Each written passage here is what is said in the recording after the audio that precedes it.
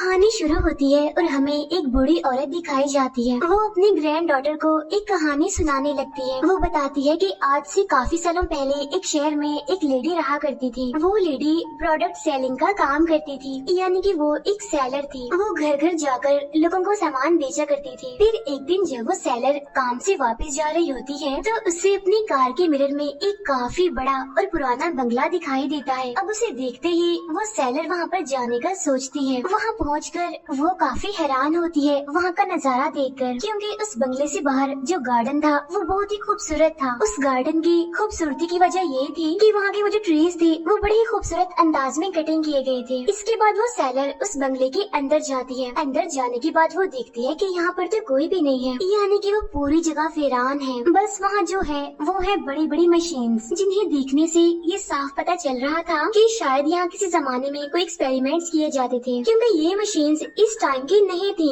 काफी पुरानी थी। अभी वो लेडी आसपास देख रही होती है कि तभी अचानक से उसे ऊपर से किसी की आवाज सुनाई देती है। अब उस आवाज का पीछा करते हुए वो जल्दी से ऊपर जाती है। तब उसे एक जगह साए में कोई बैठा हुआ दिखता है। यहाँ पर वो लेडी उसे आवाज लगाती है और सामने आने को कहती है। अब वो जो इंसान होता है वो ऐसा ही करता है और चल के उसके सामने आता है। लेकिन जब वो लेडी उसके हाथों को देखती है तो काफी डर जाती है, क्योंकि उसने अपने हाथों में बहुत सारे हथियार पकड़े हुए थे और उन्हें देखकर वो लेडी वहाँ से जाने का सोचती है। लेकिन तभी वो इंसान उसे आवाज लगाता है और कहता है कि प्लीज रुक जाओ, मत जाओ। और जब वो लेडी मुड़ के पीछे देखती है तो उसे ही बात समझ आ जाती है कि उसने अपने हाथ में कोई भी हथियार नहीं पकड़े हुए, बल्कि ये उसके अपने ही हाथ है जो कि उसे हथियारों जैसे लग रहे हैं। और इस हाथ में बहुत सारे सीजर्स लगी हुई हैं। अब ये ऐसा इसलिए था क्योंकि ये कोई इंसान नहीं था, बल्कि ये इंसानों जैसा एक रोबोट है। यहाँ पर ये लेडी उससे उसका नाम पूछती है तो वो रोबोट कहता है कि मेरा नाम एडवर्ड है। यहाँ वो उसे बताता है कि मैं कोई इंसान नहीं हूँ, बल्कि मैं रोबोट हूँ इंसानों जैसा, लेकिन मैं कंप्लीट नहीं हूँ,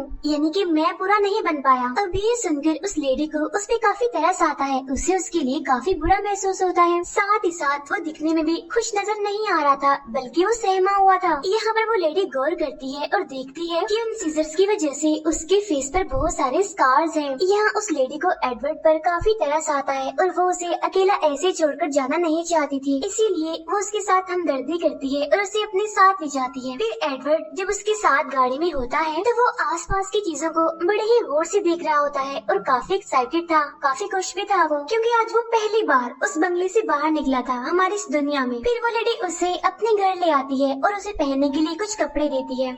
लेकिन अब क्योंकि एडवर्ड के सीजर्स वाले हाथ थे, इसकी वजह से वो उन्हें नहीं पहन पा रहा था। उसे काफी मुश्किल पेश आ रही थी और तब वो लेडी उसकी हेल्प करती है। फिर वो लंच टाइम में एडवर्ड को अपनी फैमिली से मिलवाती है। अब हालांकि एडवर्ड एक रोबोट है, लेकिन फिर भी वो लेडी एडवर्ड से बिल्कुल इंसानों की तरह ही ट्रीट कर रही थी। वो उसे इंसानों वाला खाना ही खाने के लिए देती है। अब जाहिर सी बात है कि वो खाना खाने में भी उसे बहुत मुश्किल पेश आ रही थी। फिर अगले दिन जब उस लेडी के हस्बैंड ट्रीज की कटिंग कर रही होती है तो तभी वहाँ पर एडवर्ड भी आ जाता है। यहाँ वो अपने सीजर्स वाले हाथों का यूज करके वहाँ के ट्री को खूबसूरत डायनासोर के शेप में कटिंग कर देता है। तब ये देखकर उस लेडी का हस्बैंड काफी हैरान हो जाता है। इसके बाद एडवर्ड वहाँ पर अपने इस आर्ट की मदद से इस पूरी फैमिली का स्ट्रक्चर भी बना देता है, यानी कि वो उस पूरी फैमिली की शेप्स को ट्रीज में कटिंग कर देता है। अब ये देखकर वो सारी फैमिली काफी खुश होती है। अब इस लेडी के घर में एक नया मेहमान आया है और जब ये बात उसके आसपास के लोगों को पता चलती है तो इसीलिए वो फौरन उस नए मेहमान से मिलने चले आते हैं और वो उस लेडी यानी कि उस सेलर से कहते हैं कि हमें पता चला है कि जो तुम्हारे घर नया मेहमान आया है वो काफी टैलेंटेड है, इसीलिए हम रात खाने पर उससे मिलना चाहते हैं। और अब इसी वजह से वो लेडी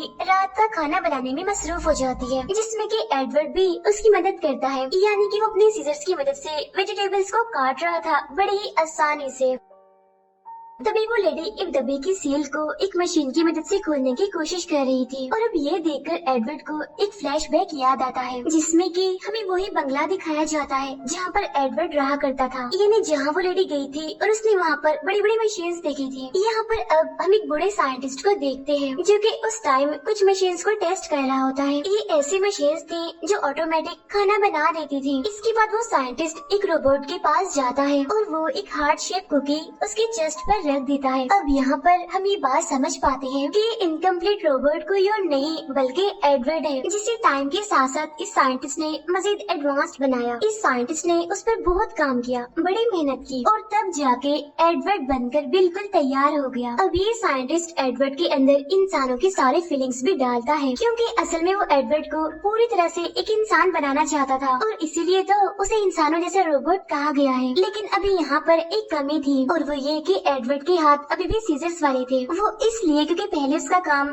ट्रीज काटना, सैलेड काटना और सब्जियां काटना था, लेकिन अब बहुत जल्द वो साइंटिस्ट एडवर्ड को नए इंसानों जैसे हाथ लगाने वाले थे। इसके बाद सीन शिफ्ट होकर वापिस ही आता है प्रेजेंट टाइम में, जहाँ पर सारे लोग खास मेहमान एडवर्ड से मिलने आए होते हैं। अब यहाँ पर सारे लोग एडवर्ड के हाथों को देखकर काफी हैरान होते हैं, लेकिन इसके बावजूद भी वो उसे जाना चाहते थे, क्योंकि उन्हें बड़ी दिलचस्पी थी, इसीलिए वो उसके साथ काफी अच्छे से बिहेव कर रहे थे। रात के टाइम जब एडवर्ड अपने कमरे में सो रहा होता है तो तभी रूम में उस लेडी की बेटी आती है जिसका नाम किम होता है, जो कि काफी दिन के बाद अपने घर वापस आई थी। और वो इतने दिन घर से गायब इसी वजह से थी क्योंकि वो अपने दोस्तों के साथ घूमने गई थी। अब ना तो वो एडवर्ड को जानती थी और न ही एडवर्ड को उसके बारे में, इन्हें किम के बारे में कुछ पता था, इसीलिए वो बेड पर लेटा हुआ सहमा हुआ उसे देख रहा था। लेकिन तभी मेकअप हटाते हुए किम की नजर एडवर्ड पर पड़ जाती है। उसे देखकर वो डर जाती है और चिल्लाते हुए अपने कमरे से बाहर आ जाती है। यहाँ किम के पेरेंट्स उसे रिलैक्स करते हैं, जहाँ उसकी मदर किम को समझाती है कि बेटा डरो मत, ये एडवर्ड है और अब से ये भी हमारे साथ ही रहेगा। अब इसके बाद किम की मदर उसे एडवर्ड से मिलवाती है।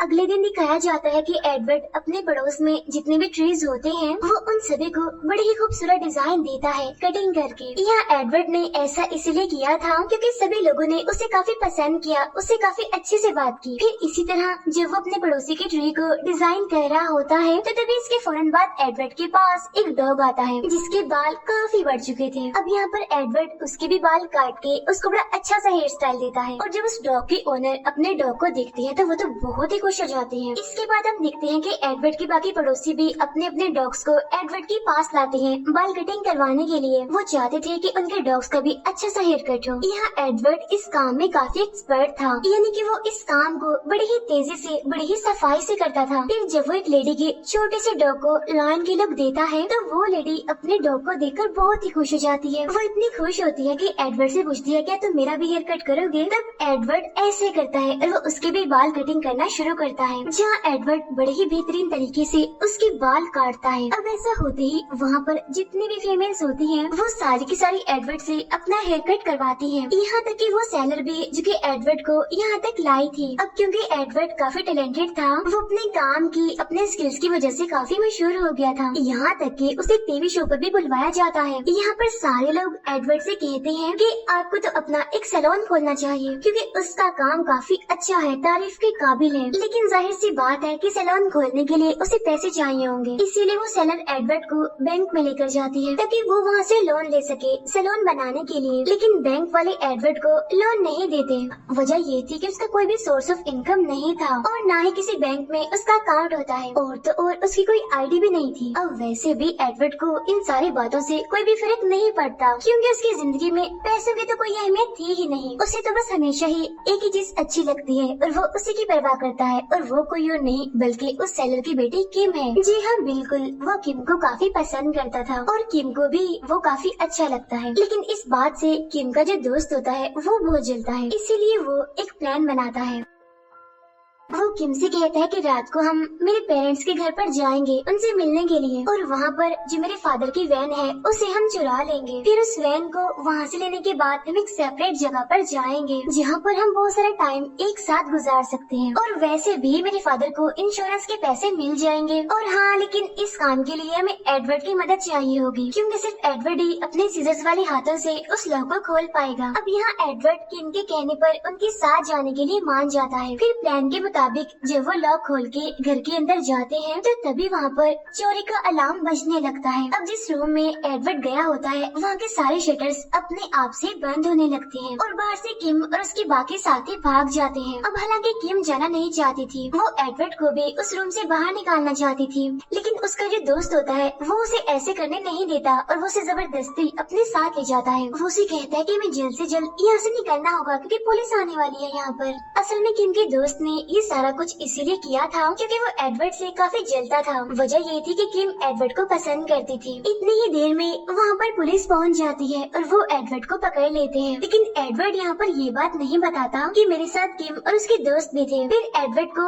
जज के सामने पेश किया जाता है, लेकिन जज एडवर्ड को छोड़ देता है क्योंकि उनके मुताबिक एडवर्ड पिछले कई सालों से बिल्कुल अकेला था। वो इतना सीधा है कि उसे सही और गलत में कोई भी फर्क नहीं पता। इसके बाद एडवर्ड घर वापस आ जाता है जहाँ पर किम उसे कहती है, थैंक यू एडवर्ड, तुमने मेरी जान बचाई, हमारा नाम नहीं ले दिया। यहाँ पर किम एडवर्ड से कहती है कि मेरी ही गलती है, मुझे तुम्हें सच्चाई बता ही देनी चाहिए थी कि असल में हम चोरी करने के लिए ही जा रहे हैं। वो जो घर था जहाँ पर हम गए थे वो मेरे दोस्त का घर है। तभी सुनकर एडवर्ड कहता है कि हाँ, मैं ये सब कुछ पहले से ही जानता हूँ। तब किम कहती है, क्या वाकई तुम्हें ये बात पहले से ही पता थी? तो पता होने के बावजूद भी तुमने कुछ कहा क्यों नहीं, कुछ किया क्यों नहीं? तब एडवर्ड कहता है कि इसीलिए नहीं कहा था क्योंकि ऐसा करने के लिए तुमने मुझे कहा था। अब ये सुनने के बाद किम के दिल में एडवर्ड के लिए जो प्यार, जो इज्जत थी वो और बढ़ जाती है। इसके बाद हम देखते हैं कि क्रिसमस का दिन आ जाता है जहाँ पर एडवर्ड किम के लिए बर्फ का एक काफी बड़ा, एक काफी खूबसूरत स्टैचू बनाता है। और जब एडवर्ड उस बर्फ को तराश रहा होता है तो वहाँ हवा में चारों तरफ काफी सारी बर्फ उड़ने लगती है जो कि काफी खूबसूरत लग रही थी। अब किम को भी ये गिरती हुई बर्फ काफी अच्छी लग रही थी, इसीलिए वो उसके नीचे खड़े होकर उस नजारे को काफी एंजॉय करने लगती है।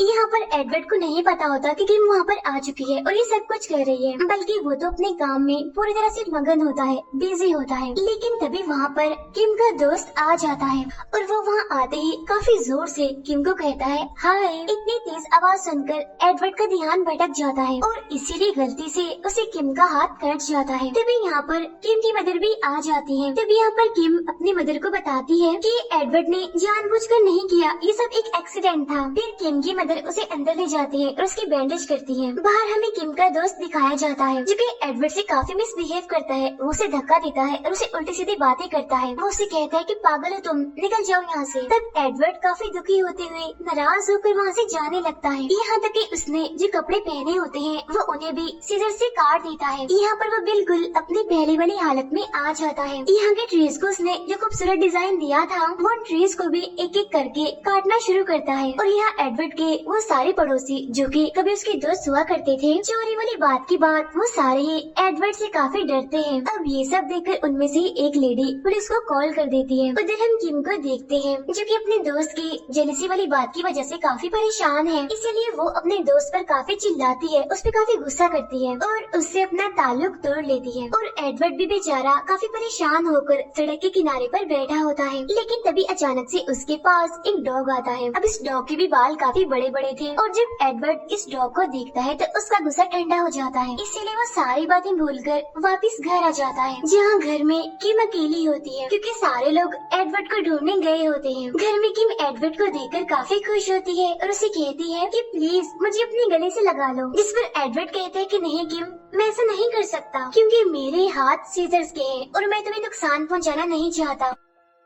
तब ये सुनकर किम खुद उसके पास जाती है और खुद उसे गले से लगा लेती है। अब यहाँ इस टाइम में एडवर्ड को वो टाइम याद आता है जब वो साइंटिस्ट एडवर्ड को पूरा इंसान बनाने के लिए उसके लिए इंसानों वाले हाथ लेकर आया था। लेकिन इससे पहले कि वो साइंटिस्ट उसे इंसानों वाले हाथ लगा पाता, उसे हार्ट अटैक हो जाता है जिससे कि उस साइंटिस्ट की वहीं पर ही मौत हो जाती है। और यही वजह होती है कि आज भी एडवर्ड के हाथों की जगह वो सीजर्स है। उधर हम किम के दोस्त को देखते हैं जो कि बहुत ही गुस्से में होता है और वो अपने दोस्तों के साथ होता है और वो बहुत सारी शराब पी लेता है, इसीलिए वो गाड़ी लेकर किम के घर के पास आता है। अब यहाँ एडवर्ड को ये बात पता चल जाती है कि किम का दोस्त किस कदर खतरनाक ड्राइविंग कर रहा है। तब एडवर्ड को ख्याल आता है कि किम का छोटा भाई भी तो घर के बाहर ही है, इसीलिए वो फौरन घर से बाहर आता है। लेकिन इससे पहले कि किम के भाई का एक्सीडेंट होता उस गाड़ी से, एडवर्ड फौरन आगे आकर उसे बचा लेता है। अब उसे बचाने के चक्कर में वो दोनों साइड पे जाके गिरते हैं। तब एडवर्ड की सीजर्स किम के भाई के मुंह पे लग जाती है जिससे कि उसका चेहरा काफी हद तक जख्मी हो जाता है। अब इसी वजह से किम का भाई चिल्ला रहा होता है। तब उसकी आवाज सुनकर किम के पेरेंट्स और आसपास के सारे लोग भी आ जाते हैं। अब हालांकि यहाँ पर एडवर्ड अपनी तरफ से किम के भाई को रिलैक्स करने की कोशिश कर रहा था, लेकिन सबको ये लग रहा था कि एडवर्ड उस बच्चे पर हमला कर रहा है। और तब गलती से किम के फादर को भी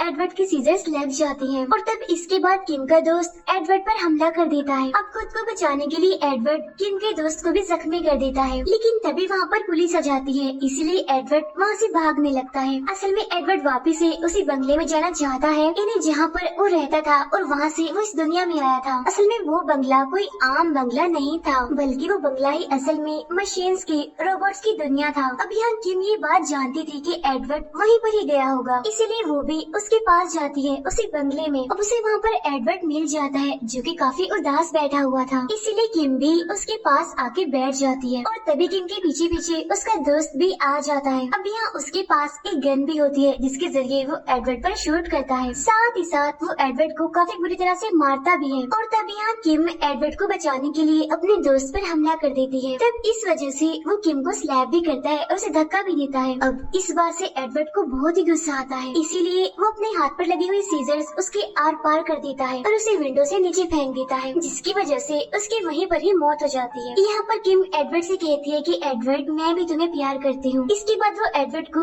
गुड बाय कह के घर से बाहर आ जाती है। अब यहाँ पर किम के हाथ में सेम वैसा ही हाथ था जो कि एडवर्ड का था, यानी कि सीजर्स वाला। यहाँ उस बंगले के बाहर किम के बहुत सारे लोग पहुँच चुके थे। यहाँ पर किम उन सभी को एडवर्ड का हाथ दिखाती है जो कि असल में एडवर्ड का था ही नहीं। यहाँ पर किम उन सभी से कहती है कि मेरे दोस्त ने और एडवर्ड ने एक दूसरे को मार दिया है। और अब इसके बाद सारी की सारी वापिस से अपने घर चली जाती है। इसके बाद कहानी वापिस से प्रेजेंट टाइम में आती है, यानी जहाँ वो बूढ़ी औरत अपने ग्रैंड डॉटर को कहानी सुना रही थी। यहाँ पर वो बूढ़ी औरत ये बात रिवील करती है कि असल में वो जो किम थी वो कोई और नहीं बल्कि मैं ही हूँ। मुझे इस बात पर यकीन है कि एडवर्ड आज भी जिंदा होगा, क्योंकि जैसा कि मैंने बताया है कि वो इंसान नहीं है बल्कि वो एआई है, यानी कि आर्टिफिशियल इंटेलिजेंस, जिसकी उम्र हमेशा बढ़ेगी, कभी कम नहीं होगी। फिर उस बूढ़ी औरत यानी कि किम की ग्रैंड डॉटर उसे पूछती है कि एडवर्ड आपको प्यार करता था, आप भी उसे प्यार करती थी, तो फिर आप एडवर्ड से मिलने क्यों नहीं गई? तब यहाँ पर किम कहती है क्योंकि बेटा अब मैं बूढ़ी हो चुकी हूँ और मैं चाहती हूँ कि एडवर्ड हमेशा ही मुझे वैसे ही याद रखे, मुझे वैसे ही सोचे जिस तरह की मुझे उसने आखिरी टाइम में देखा था। तब उसकी ग्रैंड डॉटर उसे पूछती है कि आप इतने यकीन से कैसे कह सकती हैं कि वो जिंदा होगा? तब किम कहती है क्योंकि जब पहली बार एडवर्ड नीचे आया था